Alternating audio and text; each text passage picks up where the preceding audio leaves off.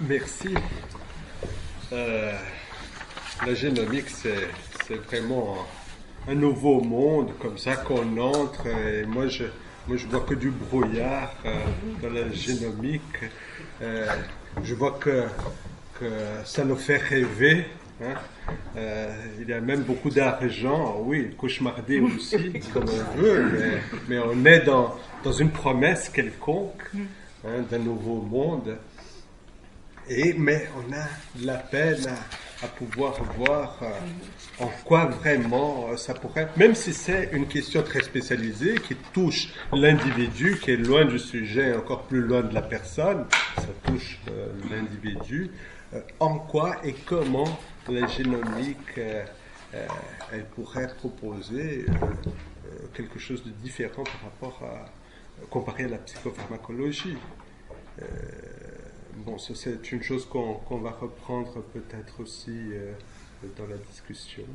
What way would genetics improve the mistakes of psychopharmacology, basically? Oui, si vous voulez, vous pouvez répondre en anglais lentement. Okay.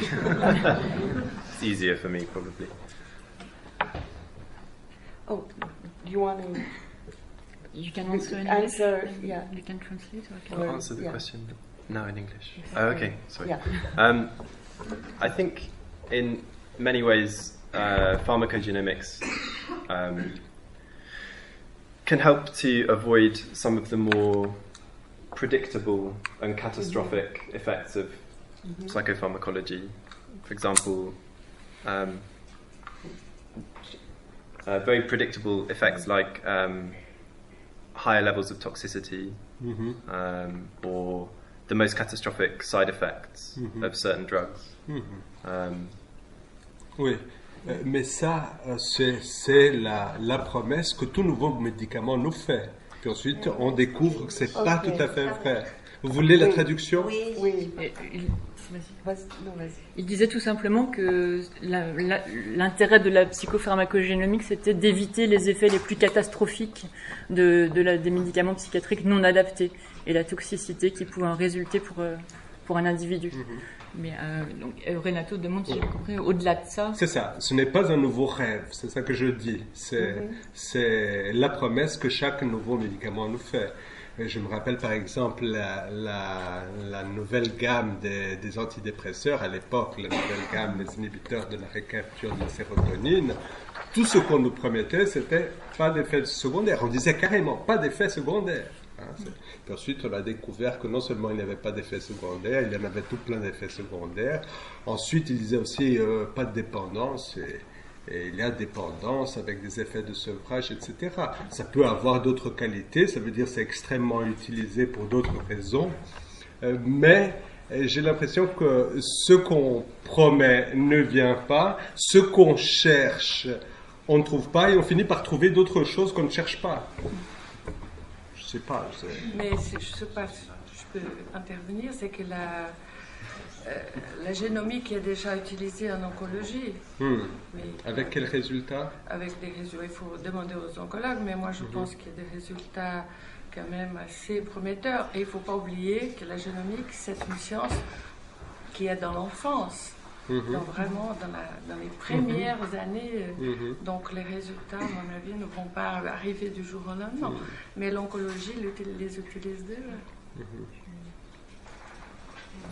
Oui. François.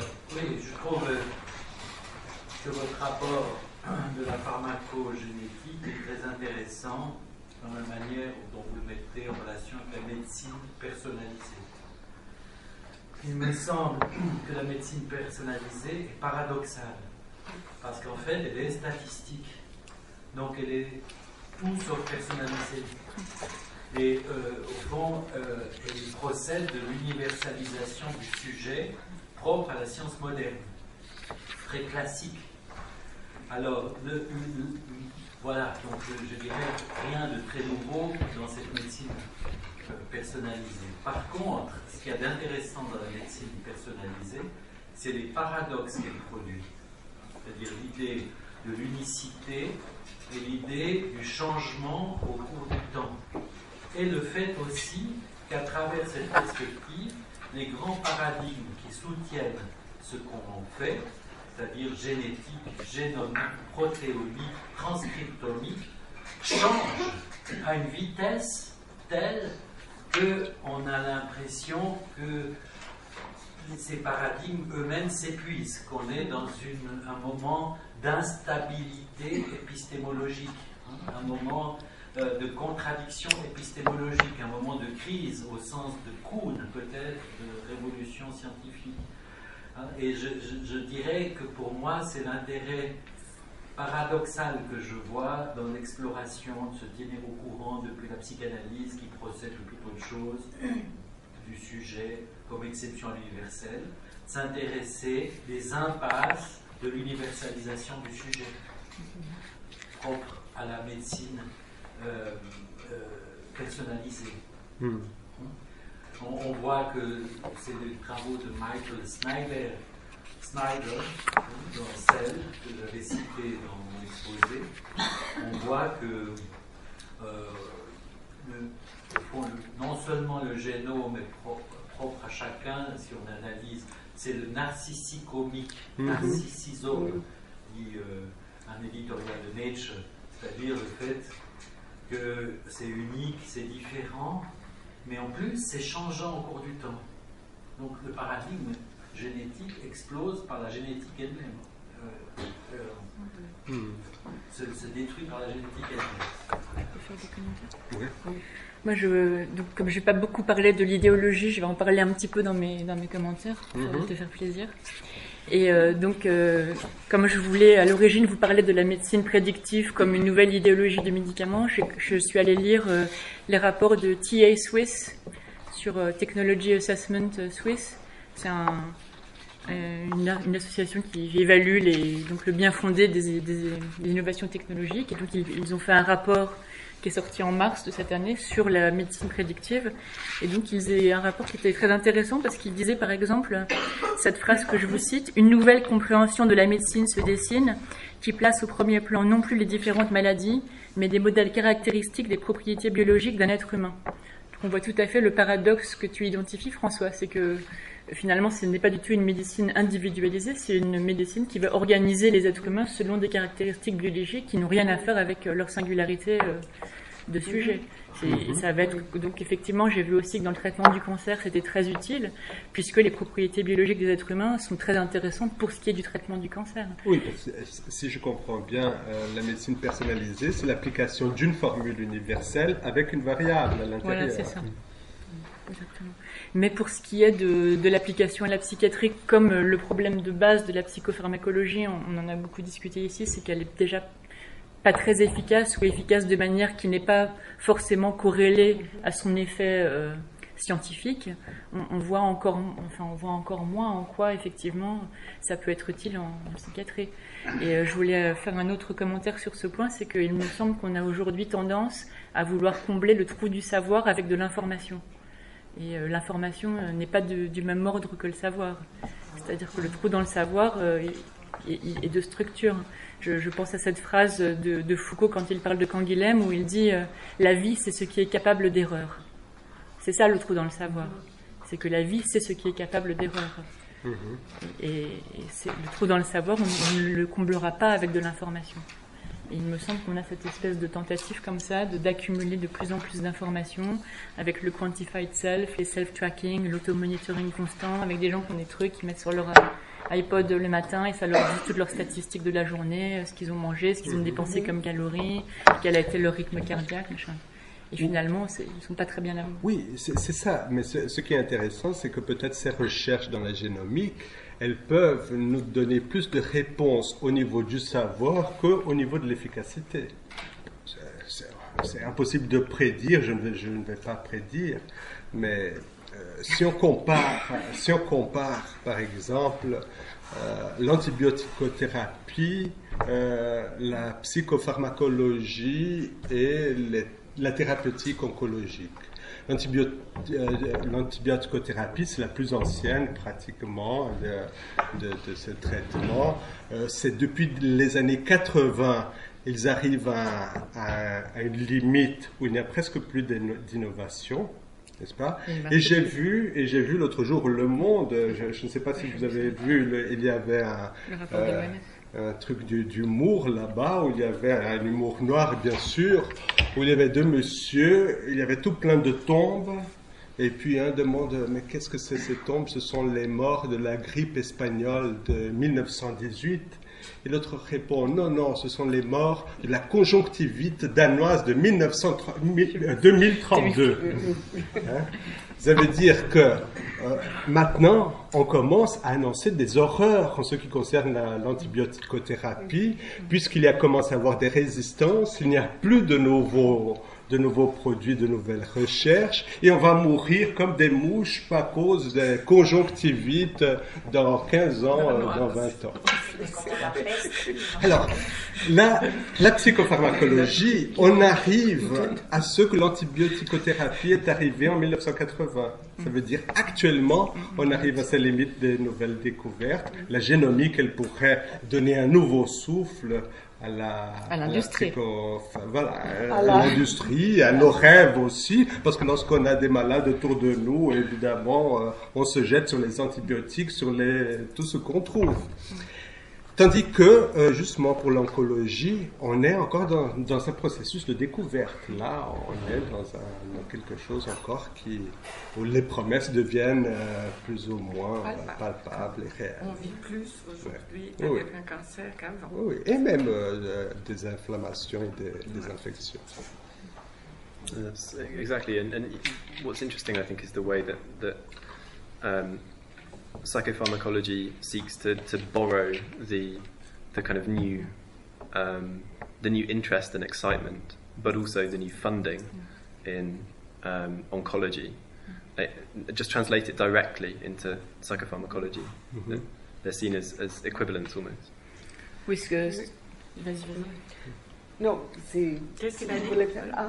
Je voulais dire. Oui, quelque chose. Donc Thomas répondait que effectivement l'industrie de la psychopharmacologie avait cette tentative d'établir une équivalence entre les recherches en oncologie et les recherches en psychopharmacologie, comme si les résultats qui étaient applicables dans le domaine purement physiologique pouvaient être traduits dans le domaine psychopharmacologique, alors que finalement At the same time, the effect of that is almost a translation of the concept of a psychiatric disorder into the same kind of thing as a bodily problem.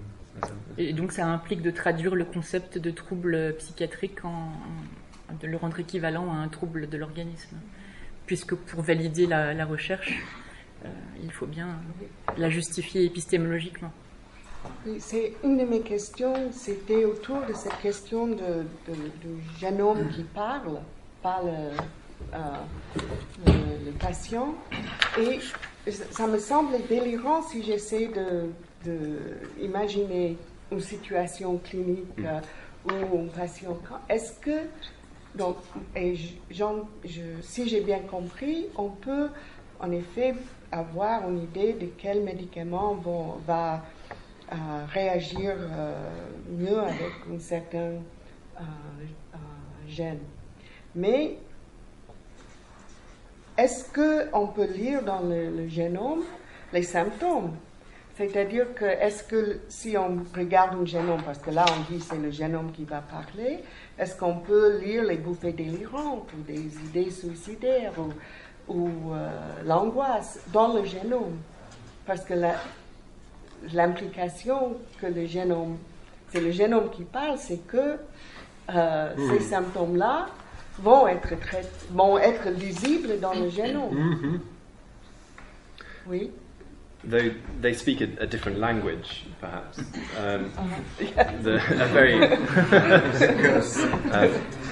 A very straightforward, easily understood, unequivocal language. Mais on peut lire, on a le génome, 21 000 trucs là, et on lit, oulala, celle-là a des bouffées délirantes. Non?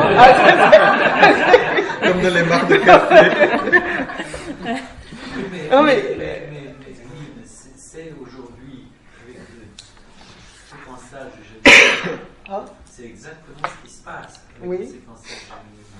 Les gens y vont, ils reçoivent des formules avec des chiffres des lettres. Oui. Il demande au généticien qu'est-ce que c'est. Le généticien dit je ne sais pas. Oui.